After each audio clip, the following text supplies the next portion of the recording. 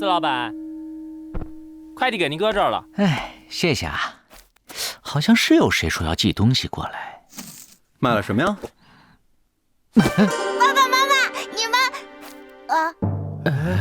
是谁啊？1、2、3，哇！双尾似豹，能潜伏，善入梦，其名自乎。这是再见游戏，爸爸妈妈出门前都会跟我说再见，每次我都在箱子里等他们回来，到时候他们就会打开箱子叫醒我。就是这样，所以别再打开我的箱子了。他爸妈是不是不要他了？咱委婉一点劝劝孩子吧。孩子，其实你爸妈是不要你了哟。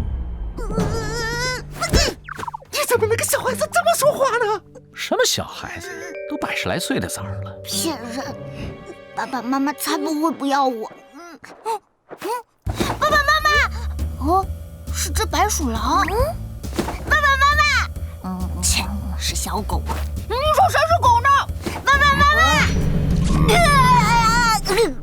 好可怕！爸爸妈妈，你们真的不要核桃了吗？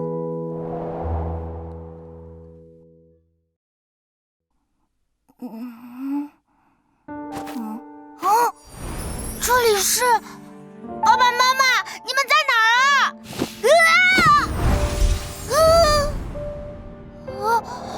爸爸妈妈，等等核桃！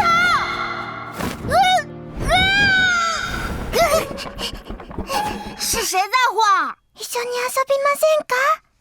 吵醒我就算了，摇尾巴是几个意思？真没礼貌！想打架吗？嬉しいです。来打啊！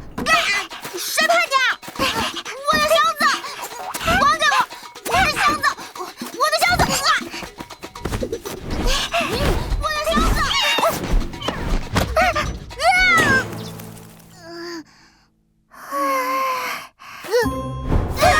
我的箱子！爸爸妈妈给的箱子，都怪你！离我远点儿！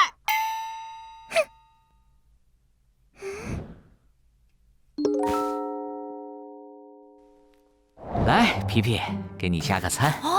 小鸡炖蘑菇。明明很开心，却在摇尾巴。难道犬类摇尾巴是开心的意思？哼，那又怎么样？我的箱子还不是因为它才……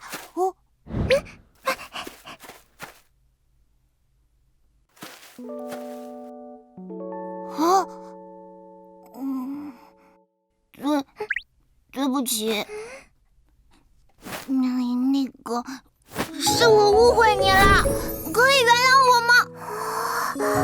不知道他能不能明白。私も好きですよ。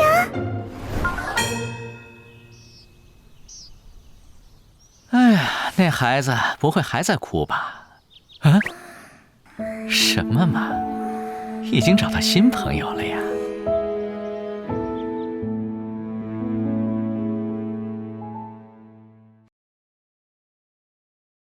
有兽小剧场。在本集中，谁被邮寄到了路人店呢？梦吉核桃、兔宝鼠、松鼠大哥。你是谁有宝贝你就选谁啊？真是拿你没办法。正确答案是梦吉核桃。梦吉，据《山海经·北山经》记载，梦吉是生活在使者山上的一种野兽。它长得像豹，身上是白色，额头有花纹。